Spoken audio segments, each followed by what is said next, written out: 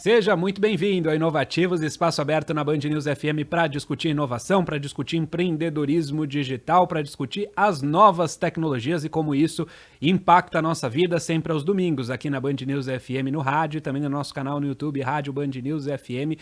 Você confere os nossos papos, sempre trazendo uma nova visão, um novo olhar sobre algum dos setores da nossa economia. E sempre comigo, Alexandre Bentivoli, com meu parceiro de todas as semanas, Vitor Manhani. Tudo bom, Vitor? Tudo ótimo, Alexandre. Muito bem-vinda, muito bem-vindo aqui ao Inovativos, esse espaço para debater temas que vão permanecer por décadas aí nessa era digital, que não é só mudar, usar a tecnologia, mas principalmente ter outros modelos de gestão de empresas, processos, cultura, mentalidade. É por isso que a gente traz os principais executivos aqui do mercado, essas lideranças que estão obtendo resultados positivos nesse ecossistema digital, para te passar o melhor conteúdo aí, aprofundar esse conhecimento para você se integrar mais rapidamente nesse novo universo. E hoje, Alexandre, a gente vai falar com uma das empresas que, embora tenha muita experiência de mercado, vem inovando constantemente, não é mesmo? Vamos falar bastante sobre meios de pagamento, sobre evolução nesse setor, porque o nosso convidado aqui no Inovativos é o Daniel Moreto, diretor executivo comercial da CSU Card System. Seja muito bem-vindo ao Inovativos. Eu queria que você começasse contando para a gente um pouco da sua trajetória pessoal e um pouco também dessa área de atuação da CSU Card System, por favor. Obrigado. Com certeza. Obrigado, Alexandre, aí pelo convite. Obrigado, Victor, né? Tá participando aqui com vocês. É uma tarde fria aqui em São Paulo, todo mundo de jaqueta, né? Mas a gente vai tratar de aquecer um pouco aqui essa conversa, falar um pouquinho mais de meios de pagamento, que é algo que está muito quente nesse momento, é uma discussão importante. Né? Muita evolução, muitos questionamentos, empresas que estão chegando, a gente comentava agora há pouco, né? Empresas que vêm chegando no Brasil e aí precisam dessa questão de tecnologia que é muito forte, né? Para contar um pouquinho aí do Daniel, eu já estou nesse mercado de tecnologia há um pouco mais de 20 anos, tive a oportunidade de trabalhar aí 8 anos em Costa Rica, na América Central, voltar para o Brasil como CEO de uma multinacional aqui na unidade brasileira, né? Passei 7 anos em Costa Rica, 7 anos e meio, perdão, em Curitiba. Costa Rica foram 8 anos. Abrimos a empresa, aí de lá para cá, passei por mais uma empresa que acabou comprando a unidade de BPO da IBM, então quer dizer, acabei evoluindo aí para o mercado em São Paulo.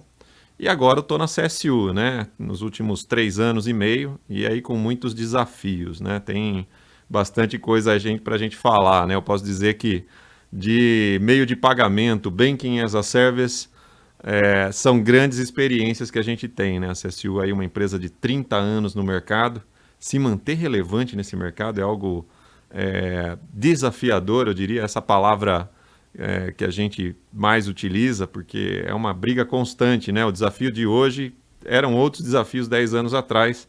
A gente se considera uma empresa jovem, né? Somos um jovem de 30 anos que todo dia é o primeiro dia, né? A gente tem que estar aí se reinventando para poder enfrentar as startups. A gente tem que ser uma startup constante, né? E Daniel, ainda nesse contexto aí de meios de pagamento, a gente está vendo no Brasil uma série de novidades que o Banco Central também veio regulando, até porque a gente precisa ter um ambiente seguro nas transações, a gente tem um volume cada vez maior de fraudes e a gente vê figuras que entraram no mercado e estão conseguindo concorrer com players muito grandes, né? Até pouco tempo atrás a gente tinha os grandes bancos, 5, a gente tinha 2 credenciadoras ali dominando 90% do mercado, e aí vieram as subcredenciadoras, que basicamente são esses meios de pagamentos digitais, que conforme o comércio eletrônico foi evoluindo, ou seja, mais o varejo foi entrando, experimentando, mais essa integração dos pagamentos digitais é essencial. Aonde que a CSU se encaixa dentro desse contexto com os produtos e os serviços? Com certeza, excelente pergunta aí, Victor. Bom, a gente né, começamos lá atrás, em 30 anos atrás, com a questão de processamento de cartões de crédito, né? E aí evoluímos para outros modelos de cartões, os múltiplos, né, que todo mundo já conhece.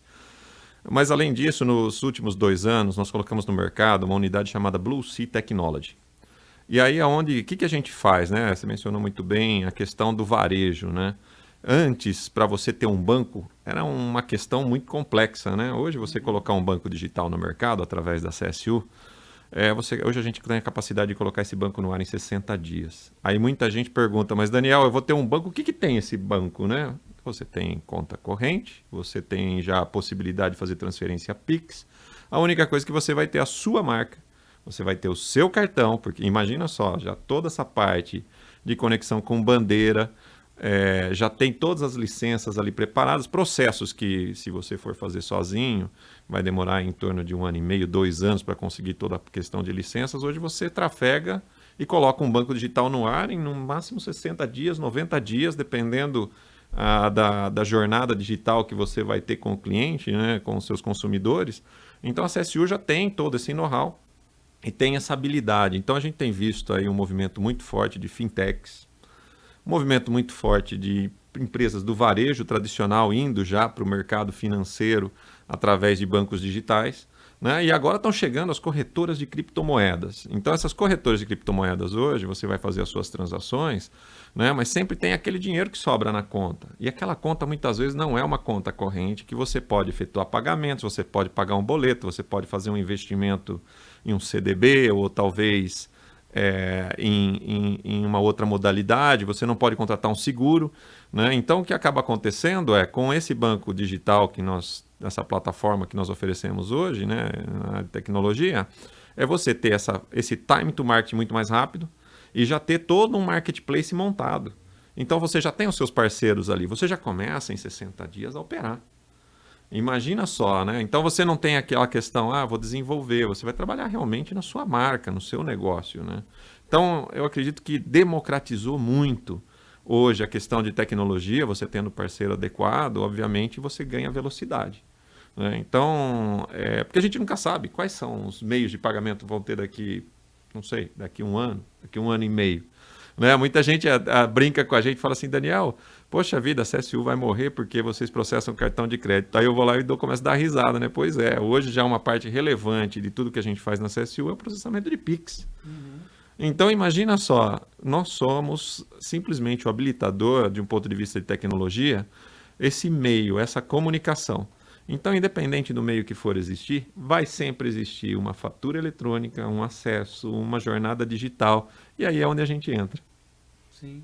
Você estava falando sobre, do ponto de vista da infraestrutura, né, dessa entrada de novos componentes nesse negócio, no setor financeiro, e eu queria saber também do ponto de vista para o consumidor, né, o quanto isso tem proporcionado outras experiências para esse usuário e tem facilitado, né? A gente fala muito do Pix aqui, a gente já falou em diversos episódios sobre a facilidade que foi o Pix e de várias outras tecnologias que vão aparecendo. Você mesmo citou as fintechs aí que têm se proliferado pelo Brasil. Como que o setor financeiro realmente passou por uma revolução nesses últimos anos, né?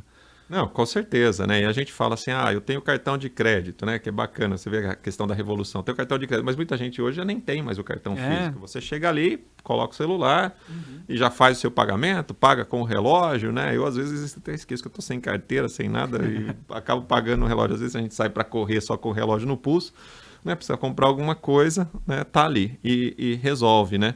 Mas é assim... apesar de toda essa evolução tecnológica, nem todo mundo tem. Porque, às vezes, o que acontece? Quando você decide caminhar sozinho já tem aquela máxima, né? Sozinho você vai, às vezes, mais rápido, mas junto você vai mais longe, né? Então, os caminhos que a CSU oferece, por exemplo, hoje, você já iniciar com uma carteira digital como o Apple Pay, Samsung Pay ou então Google Pay, na CSU isso já é nativo. Então, quando você fala, Daniel, a gente quer começar que a nossa operação já tem as carteiras digitais. Para o seu consumidor, essa jornada ela já está pronta. Ali você só tem o cardápio e fala, olha, eu vou querer utilizar isso aqui. E a gente também não pode pegar e deixar de fora, né? Porque o Brasil é um país continental. Eu sempre digo isso, né? tem que tomar muito cuidado porque não se resume somente à Faria Lima, né? Então, na Faria Lima, a gente utiliza o máximo da tecnologia, mas não significa que em outros estados isso ocorra. Então, às vezes, a estratégia do nosso cliente, de um estado para outro, varia e varia muito. Tem uma variação enorme, né? Então, tem lugar que o boleto ainda existe e a gente também processa essa questão do boleto. Então, tem gente que ainda utiliza a fatura impressa. Tem muito estado que é muito forte a fatura impressa, né? Já aí não é digital. Então, tem para todos os gostos. A vantagem de nós sermos uma empresa de 30 anos é que a gente consegue trafegar em qualquer uma desses ambientes, né? Do ambiente digital, de uma maneira bastante tranquila com os nossos clientes, né? A gente falava agora há pouco, Daniel, sobre a evolução que a gente enxerga neste momento na sociedade. Eu queria ir além, queria que você projetasse para a gente como você enxerga esse setor financeiro, esse setor de processamento, de pagamentos, dali a algumas décadas, daqui a alguns anos. A gente fala muito de inteligência artificial, fala muito de formas automatizadas de fazer os serviços em diversos setores, e eu queria saber como você enxerga nesse setor específico. É uma excelente pergunta, e para a gente refletir, né? A gente vê já algumas coisas que não são nem daqui a 10 anos. É difícil a gente falar daqui a 3. Imagina daqui a 10, né? Tem que ser muito futurístico, e aqui qualquer coisa seria um mero chute, né? Mas o que eu vou falar um pouquinho mais sobre daqui a 2 a 3 anos, né? A gente já vê, por exemplo, a questão de criptoativos, né? Então, nós mesmos já colocamos no mercado um produto, por exemplo, se hoje você quiser pagar uma fatura do seu cartão em um dos clientes que utiliza a plataforma da CSU, você pode pagar com 3 ou 4 tipos de criptoativos já diretamente ali. Simplesmente passando o código de barra, você já paga com o seu criptoativo, você não vai precisar pagar em reais. Então, criptoativo já é uma forma de pagamento, e a gente já vê isso uma realidade, né?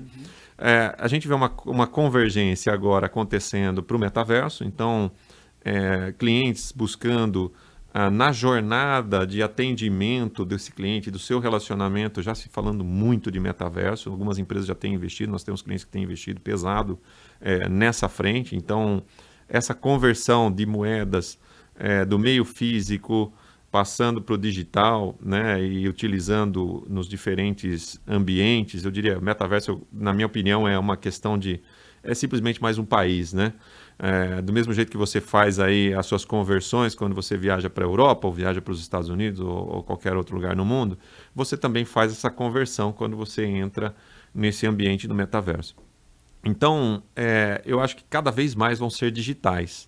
E essa é uma das coisas, né, que a gente fala assim, né, o nome, CSU Card System, né, que é uma das razões que a gente está mudando o nome da empresa, né, porque quando a gente falava CSU Card System, se referia muito ao cartão, né, e hoje em dia o cartão, daqui a pouco, essa nova geração nem vai saber mais que o cartão existe. O pessoal está tão acostumado a pagar, eu não sei nem que nome vai ser dado a isso, né? Mas está tão acostumado a pagar com o celular, tudo se concentra no celular. Não sei se isso vai continuar dessa forma, né? A gente vê o celular hoje como é o canal ali, né? Mas que outros canais vão surgir? Não sei. Nos próximos 3 anos, eu acho que o grande desafio primeiro, as empresas que não entraram ainda tão forte no meio digital, se digitalizarem. Quem já entrou no meio digital poder já ter acesso ao metaverso. E quem está no metaverso como fazemos esses meios de pagamento utilizarem criptomoedas. Criptoativos agora eu acho que é a bola da vez. A gente sabe da queda que está acontecendo no mercado, tem muita gente se segurando aí, né? Parece uma queda livre, mas é uma coisa que a gente já tem disponível e acredita. Então é uma tendência, né? E nesse tema futurista, e já abordando muito do que a gente vê hoje, embora seja muito incipiente ainda, com a inclusão de muitos varejistas, de marcas nesse universo digital, e aí só para dar alguns dados, hoje a gente tem no primeiro trimestre de 2022 apenas 11% de todo o varejo vendendo no digital. Ou seja, existe uma maciça maioria que não transaciona nesses meios de pagamento.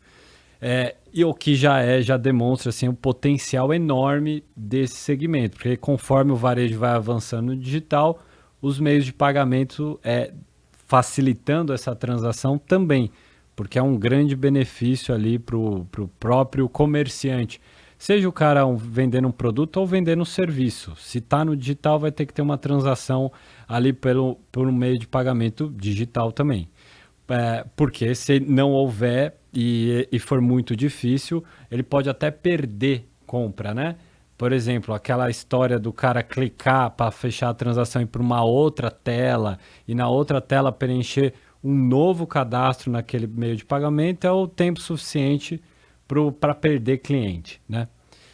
Mas tem um tema que é essencial, porque nesse universo com mais gente entrando no digital, que é a segurança, né? O número de fraudes em pagamentos vem crescendo, como tantos outros tipos de fraude. A gente brinca aqui que boa parte do noticiário aí do programa do Datena vai ser, no futuro próximo, tratar dessas fraudes digitais, desses crimes virtuais. E aí, nesse sentido, além da CSU, colocar a marca do próprio cliente ali, ou seja, eu posso ter um Daniel Pay, um Vitor Bank, e aí o cliente lá gostar da minha marca. Inclusive, recentemente, um grande influenciador digital aí lançou o seu próprio banco digital, foi um dos aplicativos mais baixados no Brasil. Além desses tantos benefícios, como que está a segurança de todo esse sistema para vocês, já que vocês precisam fazer tantas conexões aqui, com tantos atores, né? Então você tem que se conectar com a credenciadora, com os bancos, com as bandeiras, aí tem o pessoal da criptomoeda que você também tem que conectar, aí tem tantas outras modalidades de pagamento, ou seja, é um mundo colaborativo de conexões, APIs e sistemas interligados, e cada nó desse pode ser uma fragilidade de segurança. O que vocês têm aí para garantir toda essa segurança? Victor, excelente. Eu gostei bastante aí do tema, tá? Porque a gente vive com intensidade a questão de segurança, né? E a gente tem até produto para isso, que roda dentro da CSU, né? Mas também, às vezes, clientes que não estão dentro da CSU acabam contratando o nosso produto de segurança, né? Porque toda uma questão de validação e não somente a preocupação com segurança, mas lavagem de dinheiro, tem uma série de outras complicações que existem quando você está tramitando valores financeiros, né? Então, existe essa preocupação, é muito grande, mas a vantagem é nós já estamos aí no mercado há 30 anos. Né? Assim, ser atacado ou não, isso sempre vai ser questão de tempo. Todos no mercado podem ser atacados a qualquer momento, mas a precaução e a preparação para poder você, se for atacado, primeiro como você inibe isso, né? E a segunda como você se recupera rapidamente para que as coisas voltem a operar, porque uma empresa parada, imagina um banco parado, o impacto que isso pode ter, dados vazados, etc. e tal. Então nós temos hoje áreas internas que cuidam de LGPD, tem área interna que cuida da parte de segurança, né? E aí a gente até brinca, né? Porque uma das unidades que a gente tem é a parte de contact center, né? Que hoje a gente está mudando para DX, né? O DX. Muitas empresas se chamam como Customer Experience, o CX. A gente decidiu não ir por esse caminho, porque nós, na verdade, estamos indo para o Digital Experiences. Por que isso?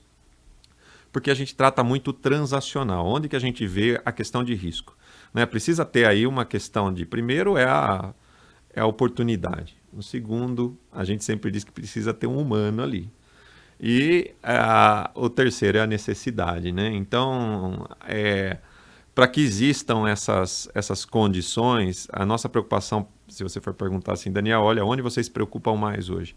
A gente tem um cuidado muito grande, principalmente com operações de contact center, né? E é por isso que a gente investe muito nessa segurança e acaba, às vezes, tendo esse impacto, porque quando a gente entra nesse mercado, nessa concorrência, nós estamos sempre nos posicionando relacionados aos meios de pagamento, que aí a segurança precisa ser restrita, tem que ser algo muito forte. Então você tem que ter ferramenta de antifraude, você tem que ter verificação, você tem que ter confirmação facial, uma série de coisas para cumprir com requisitos, dados, para poder abrir uma conta.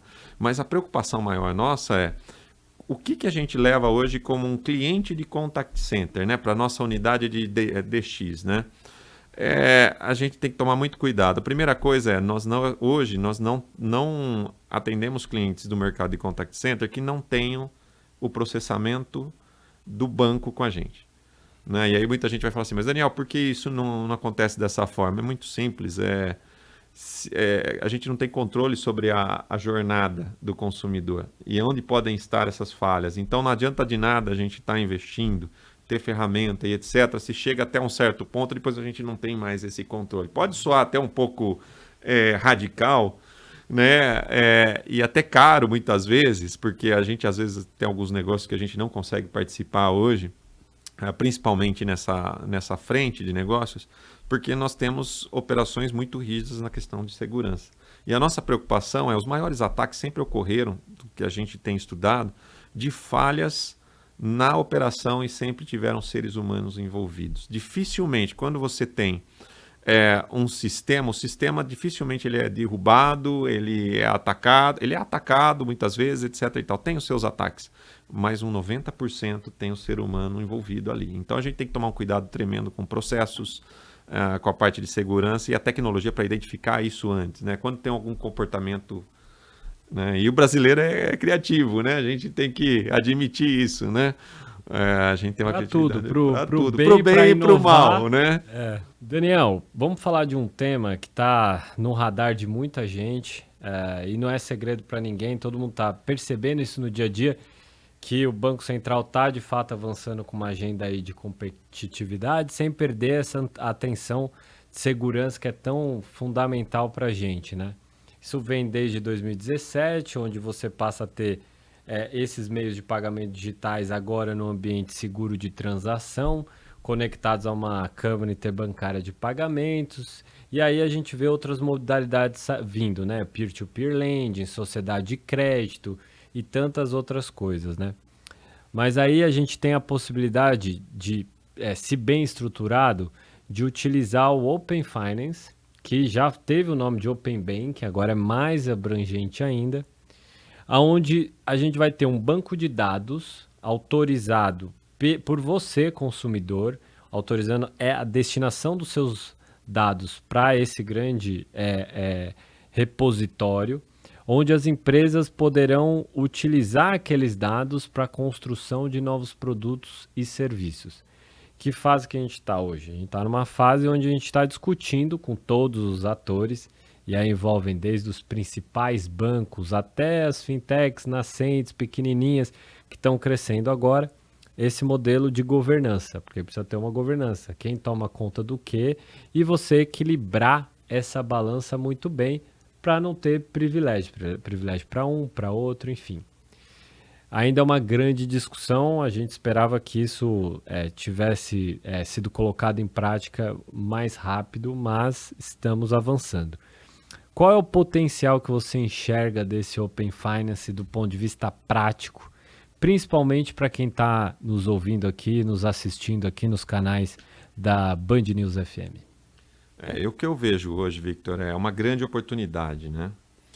Principalmente para o consumidor final, porque isso faz o quê? Ele vai gerar um ambiente de concorrência muito grande, de produtos e de novos players, né? Então, vão existir players regionais, não somente os players regionais, mas os players de ecossistemas completos, que agora vão poder acoplar isso, né? Os produtos financeiros. A gente fala que o varejo agora já tem muita empresa que você não sabe exatamente em que segmento ela atua, né? Porque ela tem um ecossistema tão complexo que ela faz entrega, faz meio de pagamento,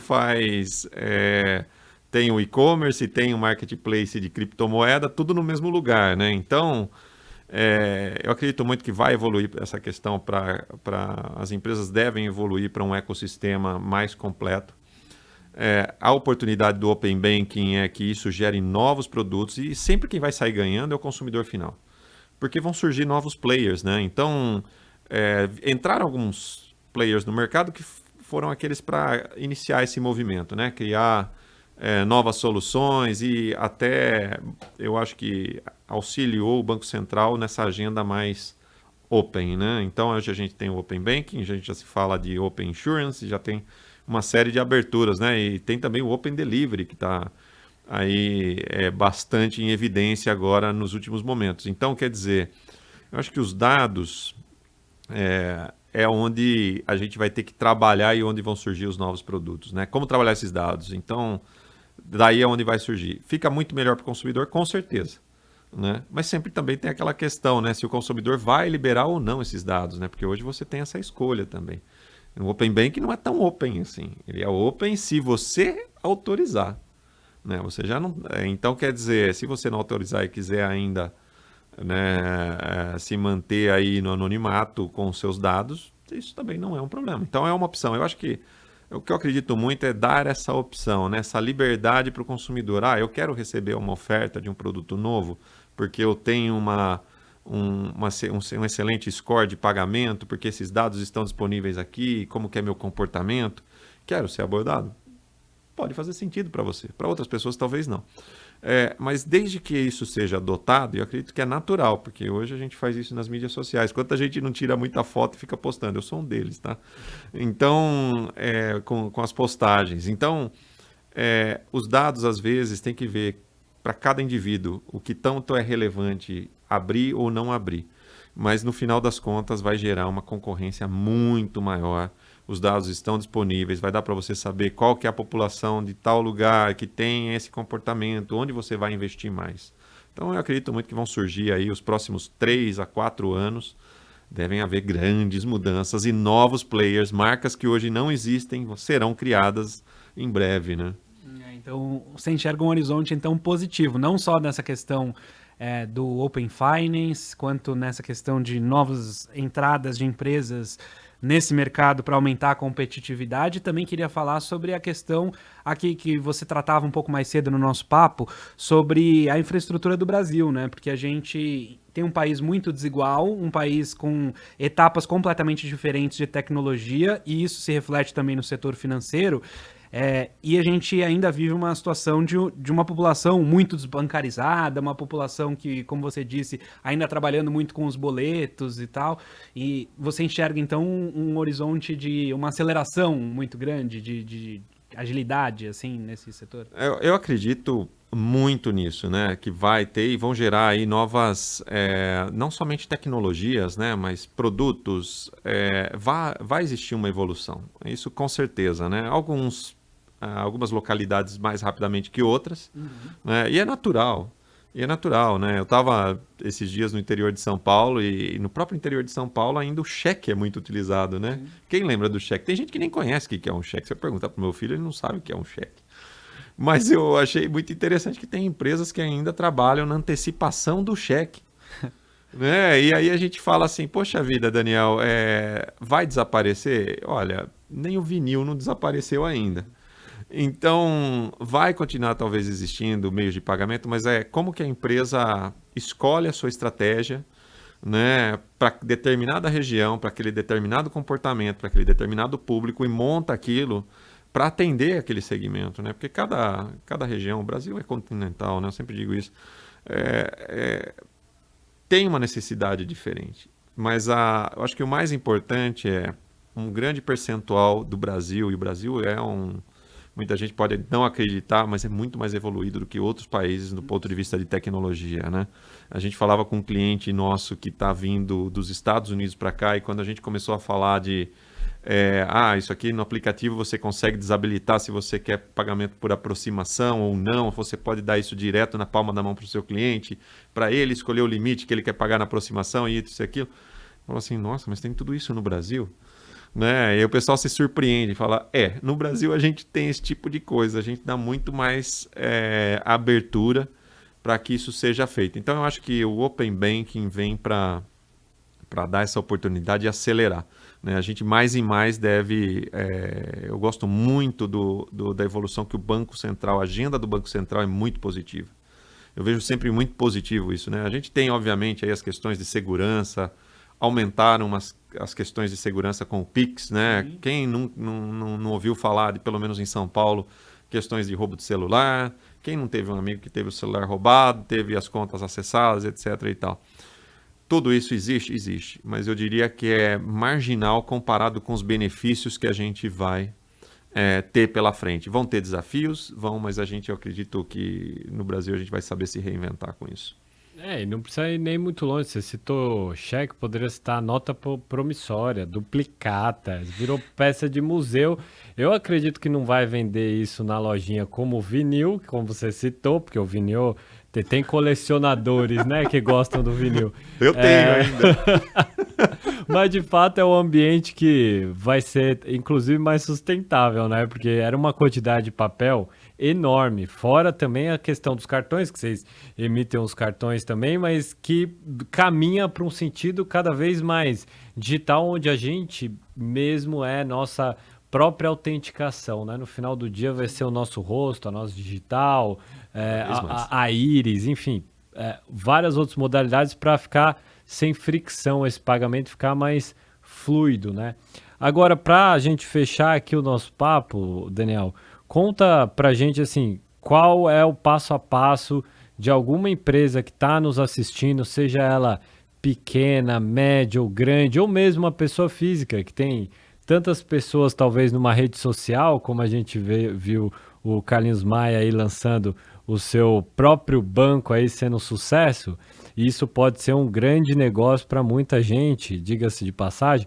Como eles podem acessar a CSU e quais são esses passos para ele ter o banco dele com a marca dele, oferecendo todos esses benefícios aí para os clientes?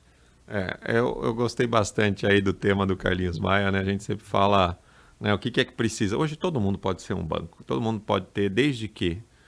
Agora a pergunta é, vai para frente esse banco, ele é sustentável ou não é? Então, eu acredito que o mais importante que as empresas precisam olhar sempre é qual é a nossa estratégia, que serviços financeiros vamos oferecer, né? Porque tudo tem que ser sustentável do ponto de vista receita e custo do que está se falando. Então, existem aí na matemática, né, e a gente sempre auxilia os nossos clientes aí a chegar com os famosos business plans, né? Que é entender se realmente a conta fecha. Essa é a pergunta que a gente sempre se faz. A conta fecha nessa estratégia, né? Porque precisa entender primeiro qual que é o comportamento, qual é o seu público, você tem um ecossistema, né? Qual é o tráfego desse dinheiro, por onde passa o dinheiro, né? Porque para que um banco digital seja bem sucedido é entender esse dinheiro vai ficar quanto tempo, quantos usuários, qual vai ser o comportamento? Que produtos nós vamos oferecer para saber de onde vão vir as receitas? Hoje você já não pode mais abrir um banco digital somente pensando na receita do interchange de um cartão pré-pago, né? Porque quem ainda depende disso, você vê que já tem até questões ficando ultrapassadas até no mundo digital, né? Então tem bancos digitais ficando inviáveis porque não tem os produtos financeiros, né, apesar de estar com o Open Banking aí na porta, de estar com hoje plataformas que te possibilitam fazer a venda aí de seguros e uma série de coisas, tem gente que não está preparada ainda. Então, eu acredito que sempre a pergunta que a gente tem que responder é qual é o fluxo? Aqui a gente tem a Siri falando com a gente também. É interativo. É interativo aqui. Você falou isso. Mas eu acho que a pergunta que a gente tem que responder sempre que tão sustentável fecha a conta? Fecha a conta desse negócio, né? Então, essa é a pergunta que tem que se fazer mesmo no varejo ou qualquer outra empresa ou um digital influencer que decide abrir o banco e, por sinal, está indo muito bem, né? Incrível, os números são incríveis que ele atingiu, né? E é bem a palavra que você falou, assim, saber se tem um ecossistema que suporte, demande aquele produto e serviço. Então, você tem uma marca forte, uma marca que já tem engajamento aí com alguns clientes, enfim, com aquele público, é uma boa pedida aí você ter sua marca estampada no meio de pagamento digital para transacionar, né? Queria agradecer a disponibilidade e a atenção do Daniel Moreto, diretor executivo comercial da CSU Card System, conversando com a gente aqui no Inovativos, trazendo um pouco desse panorama do mercado de processamento de pagamentos, de tecnologia nas finanças, conversando com a gente. Muito obrigado por atender a gente aqui. Obrigado, Alexandre. Obrigado, Victor, e a todo o público aí da Inovativos por esse convite, né? Estamos aí para mais perguntas, o que vier depois desse nosso encontro aqui. Obrigado, gente. Inovativos é sempre aos domingos, aqui na Band News FM, no rádio e também no nosso canal no YouTube. Você pode encontrar lá youtube.com/rádio Band News FM. Você confere todos os nossos papos, não só esse de hoje, como todos do Inovativos. Todas as semanas tem papo novo por lá. Obrigado, Vitor. Obrigado, Alexandre, Daniel, e a você que nos acompanhou até aqui. Nos procure nas redes sociais, Instagram, Facebook, LinkedIn. Não deixe de se conectar com as pessoas, porque isso pode gerar muito negócio para você e também troca de conhecimento. Até o próximo episódio. Valeu!